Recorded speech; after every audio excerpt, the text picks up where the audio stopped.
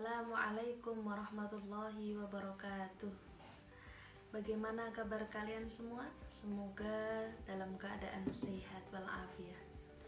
Alhamdulillahirabbil alamin. Kita haturkan kehadirat Allah Subhanahu wa taala yang telah memberikan kesempatan kepada kita untuk saling mengenal satu sama lain meskipun hanya lewat online, karena kita tahu negara kita dan negara lainnya sedang mengalami sebuah ujian atau musibah, yaitu pandemi virus corona. Meskipun begitu, kita harus tetap menikmati waktu, menikmati kesempatan mengenal ini meskipun secara virtual. Dan tak lupa sholawat serta salam kita sampaikan kepada Nabi Muhammad SAW, yang karenanya kita dapat dengan bebas menuntut ilmu seperti kalian sekarang yang memasuki jenjang baru di SMP 1 Rejoso. Sebelumnya perkenalkan, nama saya Himmatul Kholisoh. Saya mengajar sebagai guru PAI di kelas 7 dan juga di kelas 9. Nah, pada kesempatan kali ini kita akan lebih banyak mengenal SMP 1 Rejoso. Namun sebelumnya Bu Hima mengucapkan selamat datang untuk kalian semua dan selamat bergabung di SMP 1 Rejoso yang tentunya dengan banyak sekali perjuangan dan patut kita syukuri. Bentuk syukur kita tentunya kita iringi atau kita imbangi dengan komitmen yang sungguh-sungguh di SMP ini. Bentuknya adalah dengan melaksanakan semua aturan di sekolah dan menjauhi segala yang dilarang di sekolah ini. Nah, untuk mengenal lebih jauh dan lebih dalam lagi tentang SMP 1 Rejoso, setelah ini Bu Hima akan memaparkan kepada kalian semua tentang wawasan Wiyata Mandala dalam rangka MPLS atau masa pengenalan lingkungan sekolah di SMP 1 Rejoso kepada kalian semua. Mari kita simak.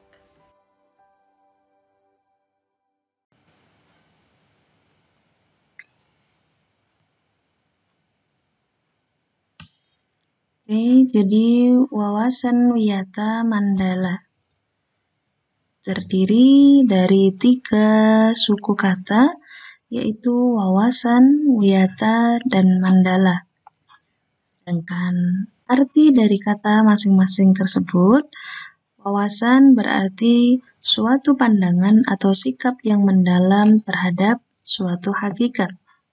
Sedangkan wiyata berarti pendidikan atau pembelajaran, dan mandala berarti tempat atau lingkungan. Jadi, wawasan Wiyata Mandala adalah cara pandang atau sikap menghargai dan bertanggung jawab terhadap lingkungan sekolah sebagai tempat menuntut ilmu pengetahuan. Nah, jadi di sini yang dinamakan wawasan Wiyata Mandala itu cara mudahnya atau untuk mengingat-ingat apa sih wawasan Wiyata Mandala itu? Anggap saja sebagai pandangan kita atau pengetahuan kita tentang sekolah, tentang lingkungan sekolah, yang mana sekolah adalah tempat untuk menuntut ilmu pengetahuan. Kemudian, unsur-unsur apa saja yang ada di dalam wawasan Wiyata Mandala? Yang pertama tentu sekolah merupakan lingkungan pendidikan. Yang kedua, kepala sekolah mempunyai wewenang dan tanggung jawab penuh atas penyelenggaraan pendidikan dalam lingkungan sekolah. Yang ketiga, antara guru dan orang tua siswa harus ada saling pengertian dan kerjasama erat untuk mengemban tugas pendidikan. Jadi ada hubungan yang serasi antara orang tua dan juga pihak sekolah, dini guru. Yang keempat, warga sekolah di dalam maupun di luar sekolah harus menjunjung tinggi martabat dan citra guru. Jadi semua anggota sekolah, baik di waktu sekolah maupun di luar waktu sekolah, ataupun di dalam lingkungan sekolah atau di luar lingkungan sekolah, harus tetap memegang harkat dan martabat serta nama baik guru. Yang kelima, sekolah harus bertumpu pada masyarakat sekitar dan mendukung antar warga. Jadi antara sekolah dengan pihak luar, yang mana di sini adalah warga sekitar, harus sama-sama kompak dan saling mendukung. Kemudian selanjutnya, sekolah dan fungsinya atau fungsi sekolah. Yang namanya sekolah di sini adalah merupakan lembaga pendidikan formal, tempat berlangsungnya PBM atau proses belajar mengajar untuk membina dan mengembangkan apa saja di dalam sekolah. Yang pertama tentu membina dan mengembangkan ilmu pengetahuan dan teknologi. Jadi di sekolah kita akan mendapatkan ilmu pengetahuan apapun itu, baik ilmu pengetahuan alam atau umum, sains, dan juga ilmu pengetahuan keagamaan. Dan juga tentunya di zaman sekarang ini teknologi sangatlah berkembang pesat sehingga sekolah pun juga akan terus mengikuti zaman untuk terus-menerus mengembangkan teknologinya. Yang kedua, dalam sekolah kita akan dibina dan dikembangkan tentang pandangan hidup kita atau kepribadian diri kita. Yang ketiga, di sekolah kita akan diajari juga bagaimana berhubungan antara sesama manusia dengan lingkungan dan tentunya hubungan kita dengan Tuhan. Yang keempat, kita akan dibina dan dikembangkan kemampuan berkarya kita. Jadi keahlian dari sisi yang lain kita juga akan dikembangkan di sini. Dari keempat poin ini, maka fungsi sekolah adalah sebagai tempat masyarakat, di sini peserta didik, belajar karena memiliki aturan atau tata tertib kehidupan yang mengatur hubungan antara guru, pengelola pendidikan, siswa dalam proses belajar mengajar untuk mencapai tujuan pendidikan yang telah ditetapkan dalam suasana yang dinamis. Jadi di sini kalian atau kita antara peserta didik dengan guru akan diajari bagaimana tujuan pendidikan bisa tercapai dengan suasana yang dinamis tentunya. Jadi suasana yang dinamis itu yang menarik, yang sesuai dengan aturan, dan tidak membosankan, serta mengikuti zaman. Selanjutnya, ciri sekolah sebagai masyarakat belajar. Jadi di sini sekolah memiliki predikat sebagai masyarakat belajar. Yang dinamakan sekolah tentunya di dalamnya ada yang pertama guru dan siswa, sehingga menciptakan atau menimbulkan proses belajar mengajar yang tertib. Yang kedua, tercapainya masyarakat yang sadar, di sini peserta didik ya, yang sadar mau belajar dan bekerja keras. Yang ketiga, terbentuknya manusia Indonesia seutuhnya. Selanjutnya, prinsip-prinsip yang ada di dalam sekolah.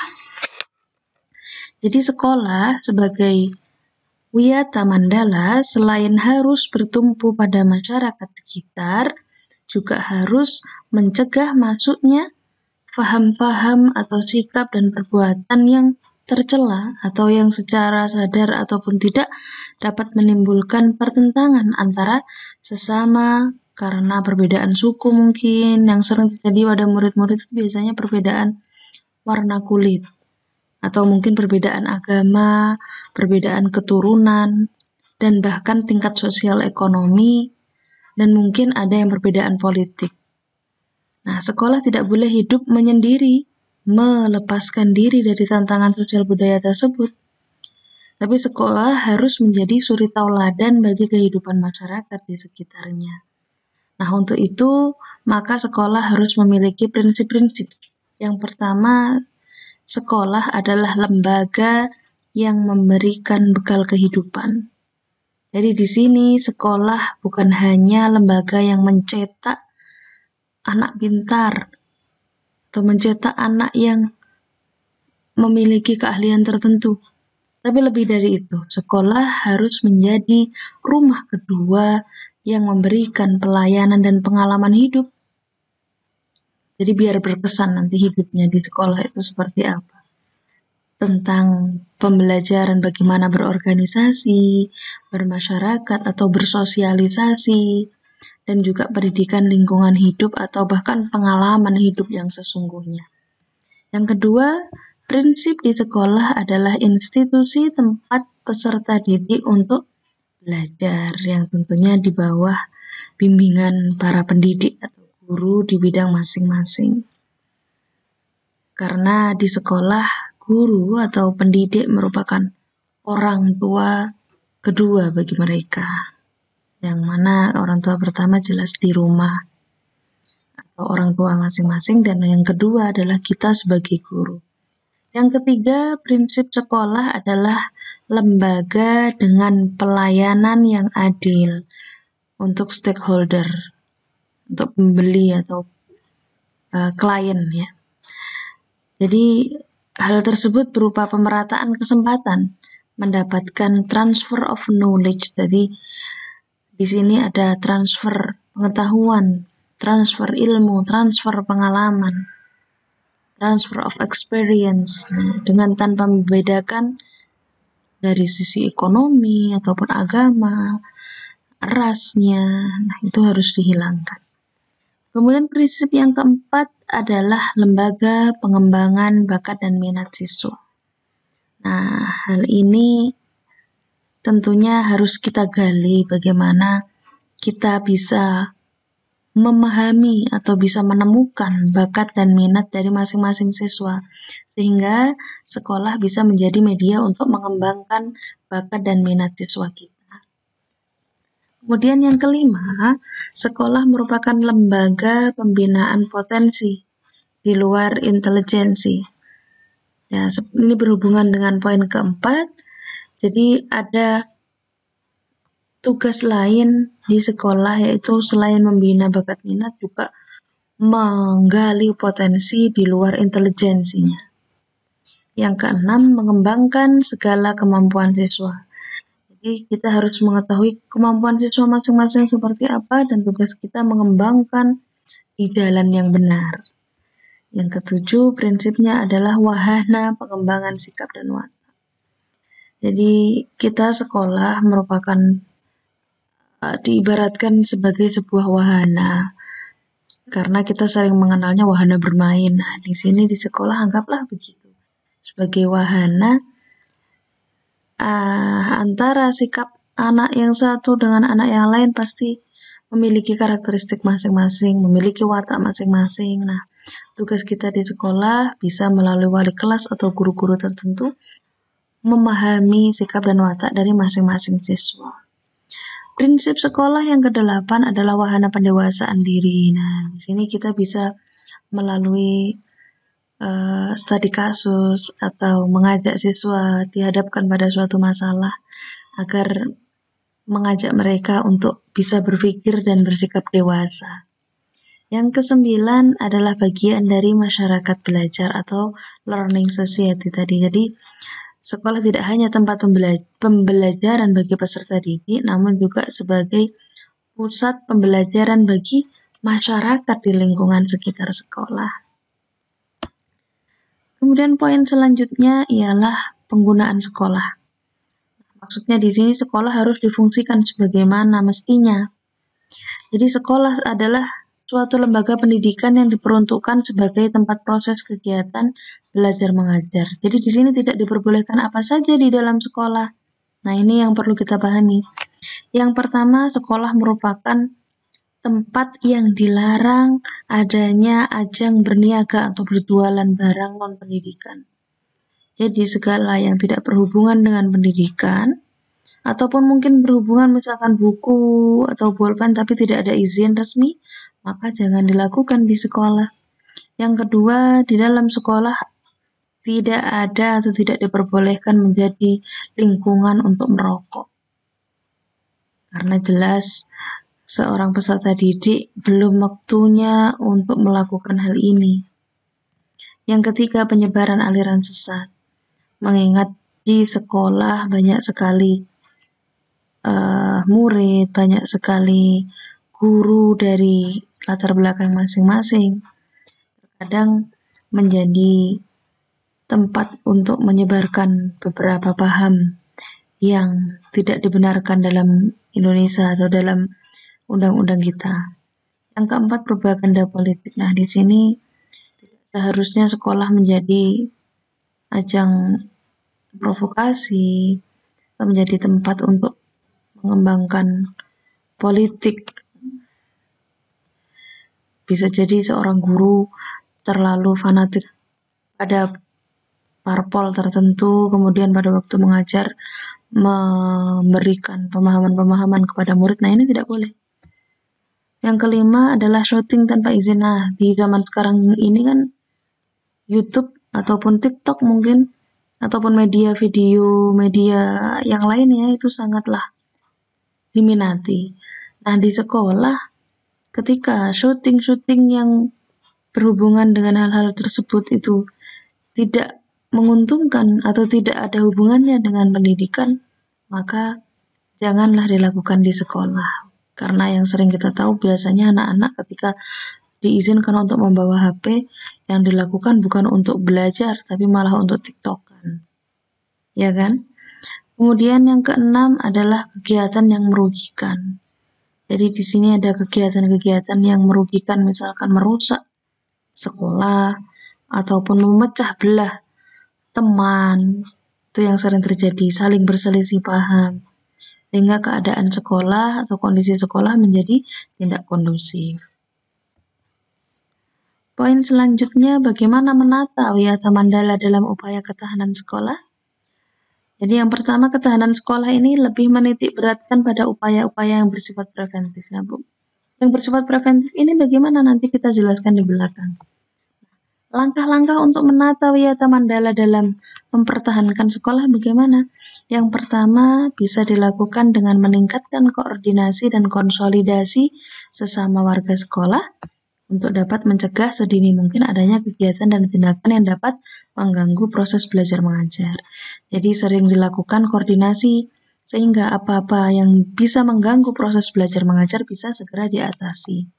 Yang kedua, melaksanakan tata tertib sekolah secara konsisten dan berkelanjutan. Jadi tata tertib yang sudah ada di sekolah haruslah dilakukan secara konsisten dan terus-menerus berkelanjutan. Tidak hanya sekarang oke, besok no, sekarang oke, besok no.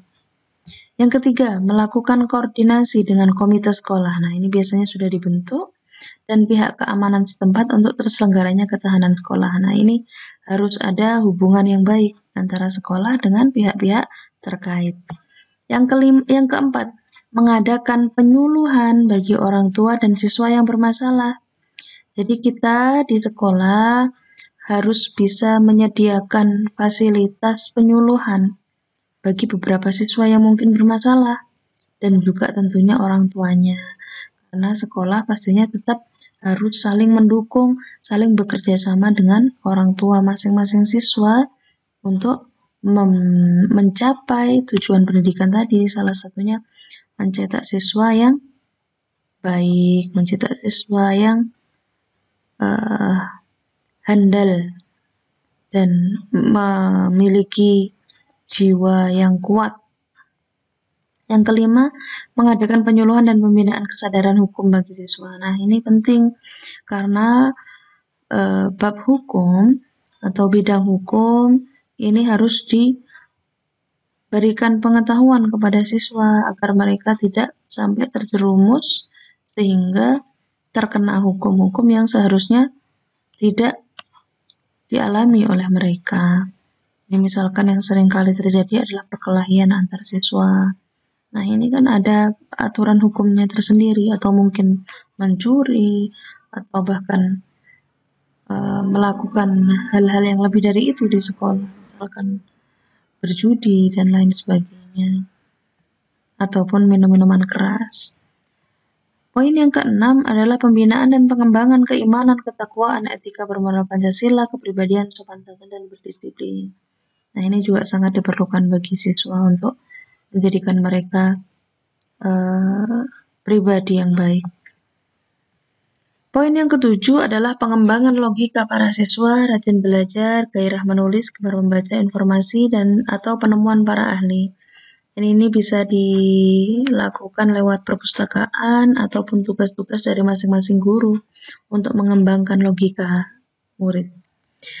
Poin yang ke-8 yaitu mengikut sertakan siswa dalam kegiatan ekstrakurikuler, dan waktu di sekolah kami kalian nanti akan diwajibkan mengikuti kegiatan ekstrakurikuler agar kalian bisa mengembangkan diri kalian masing-masing dan menemukan bakat apa yang kalian miliki.